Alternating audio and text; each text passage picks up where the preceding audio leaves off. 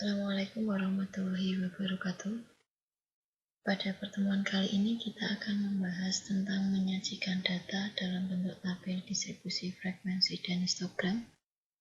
Ini bagian dari materi statistika. Untuk yang pertama kita akan bahas unsur-unsur apa saja yang terdapat di dalam tabel distribusi frekuensi. Ini lebih ke mengenalkan ya, istilah-istilah di dalam tabel distribusi frekuensi. Seperti yang kalian lihat di sebelah sini, ini merupakan contoh dari tabel distribusi frekuensi. Di sini ada nilai 31 sampai 40. Frekuensi ini seperti yang kalian tahu adalah banyaknya. Frekuensinya ada 3. Artinya yang nilainya 31 sampai 40 ini ada 3 orang. Dan seterusnya. Baik, kita lihat istilah-istilahnya ada apa lagi di sana. Ada yang namanya kelas interval. Kelas interval yaitu kelompok nilai data yang ditulis dalam bentuk interval. Di sini contohnya 31 sampai 40. Ini namanya kelas yang pertama. Kemudian 41 sampai 50. Ini namanya kelas yang kedua dan seterusnya. Istilah yang kedua saya kenalkan dengan istilah batas bawah kelas. Disingkat dengan BB. Yaitu nilai data yang terletak di sebelah kiri untuk setiap kelas interval. Contohnya batas bawah kelas pertama di sini berarti 31. Batas bawah kelas kedua yaitu 41. Dan seterusnya. Kemudian ada istilah batas atas.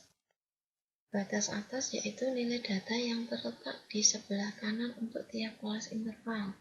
Di sini batas atasnya, misalkan untuk kelas pertama berarti batas atasnya adalah 40. Kelas kedua adalah 50 dan seterusnya. Kemudian tepi bawah kelas yaitu batas bawah kelas dikurangi dengan ketelitian data. Jika datanya bentuknya bulat, misalkan di sini saya ambil 51 sampai 60. 51 sampai 60, maka tepi bawah kelasnya, TB-nya, ini akan sama dengan 51 dikurangi dengan ketelitian datanya adalah 0,5. Maka akan sama dengan 50,5. Ini tepi bawah. Tepi bawah kelas keempat misalkan, di sana batas bawahnya adalah 61. Maka tepi bawahnya sama dengan 61 dikurangi 0,5. Nah, ini ketelitian datanya 0,5. Kalau misalkan datanya bentuknya pecahan, tidak bulat, misalnya 61,5, maka ketelitian datanya adalah 0,05. Kemudian ada istilah tepi atas kelas, yaitu batas atas kelas ditambah dengan ketelitian data. Di sini batas atasnya 40, maka tepi atas kelas pertama berapa? Tepi atasnya adalah 40 ditambah 0,5. Ya. Tepi atas kelas kedua ya sama 50 ditambah 0,5. Kemudian istilah berikutnya adalah titik tengah.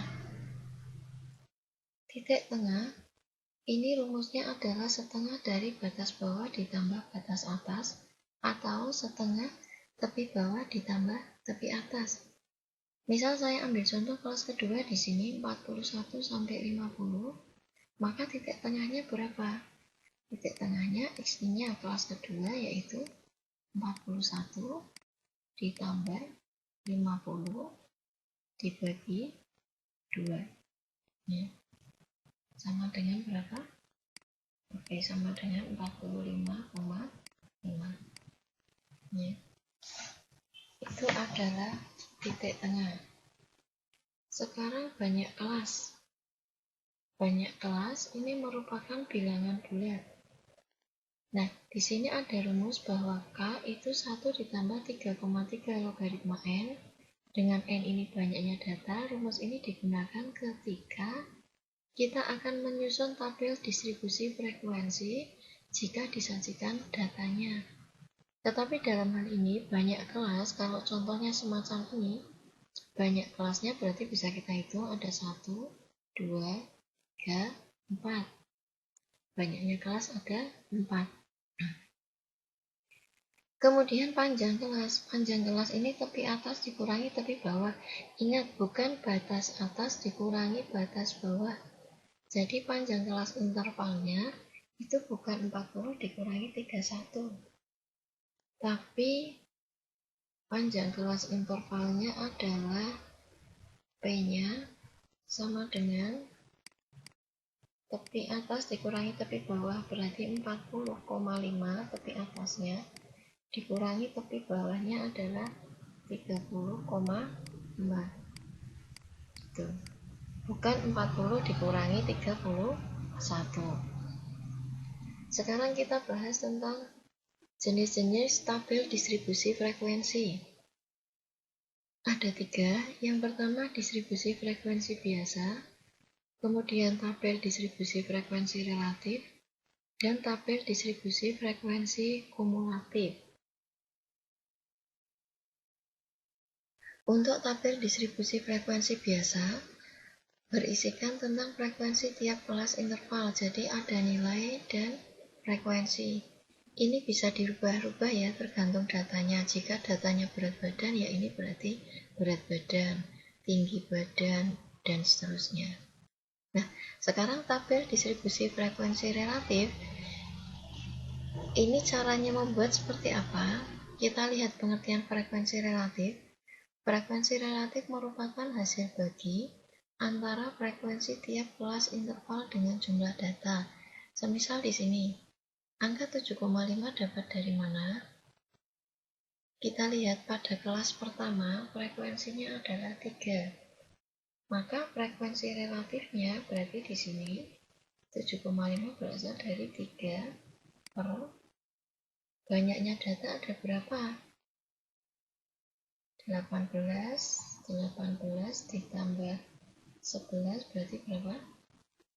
29 37 ada 40 berarti 3 per 40 dikali dengan 100%. Ini juga begitu, misalkan kelas ketiga 51 sampai 60 frekuensinya 10 berarti 10 per 40 dikali dengan 100%. Itu ya, itu tabel distribusi frekuensi relatif. Sekarang tabel distribusi frekuensi kumulatif. Frekuensi kumulatif merupakan frekuensi yang menunjukkan jumlah frekuensi pada kelas interval tertentu, mulai dari kelas interval sebelumnya sampai kelas interval tersebut. Nah, ada 2 macam tabel distribusi frekuensi kumulatif, yaitu frekuensi kumulatif kurang dari yang pertama, nanti yang kedua tabel distribusi frekuensi kumulatif lebih dari. Kita lihat untuk kurang dari, caranya mengisi bagaimana dari tabel distribusi frekuensi biasa, ini 3, ikut angka ini. Nah, untuk yang di sini isinya dari mana? Dari ini. 3 ditambah 5. Berapa? 8. 8 ditambah 10. Seperti ini. 18 ditambah 11. Ya. 29 ditambah 8. 37 ditambah 3. Jadi menyilang menjumlahkannya. Ya. Terus kalau tabel distribusi frekuensi kumulatif lebih dari, kalau tadi pada kurang dari itu isinya dari bagian kelas pertama, kalau sekarang kita balik, kita isi dari bagian paling bawah 3 dari ini. Terus ke atas 3 ditambah 8 11. 11 ditambah 11 ini. 22 ditambah 10. 32 ditambah 5. 37 ditambah 3. Nah, ini. Jadi sekali lagi, kalau frekuensi kumulatif lebih dari isinya dari bawah. Kemudian kolom sini adalah tepi bawah kelas.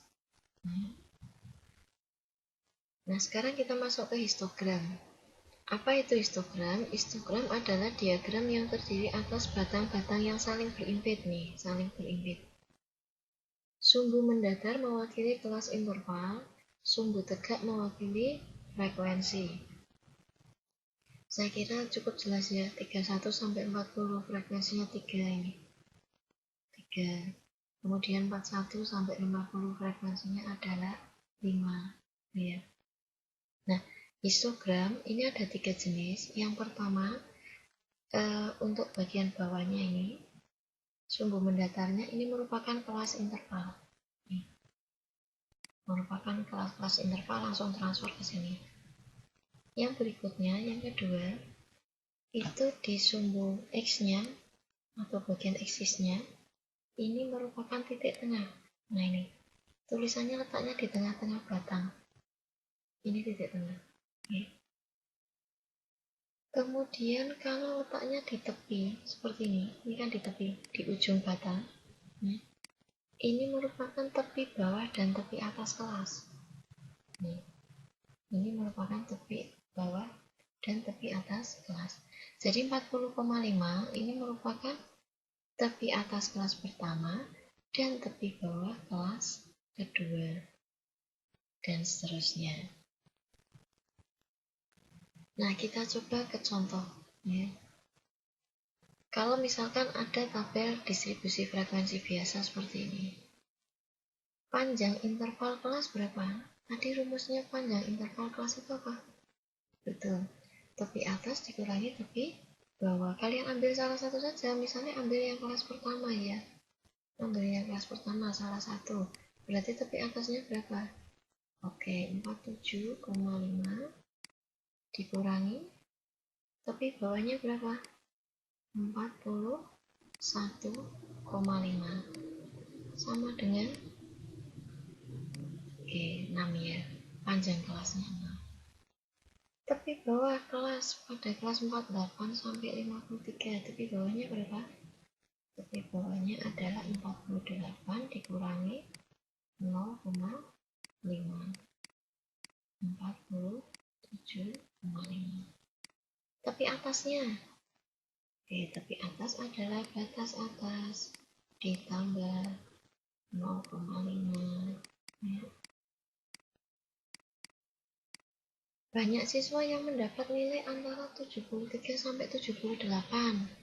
Kita lihat kelasnya. 73 sampai 78, frekuensinya berapa?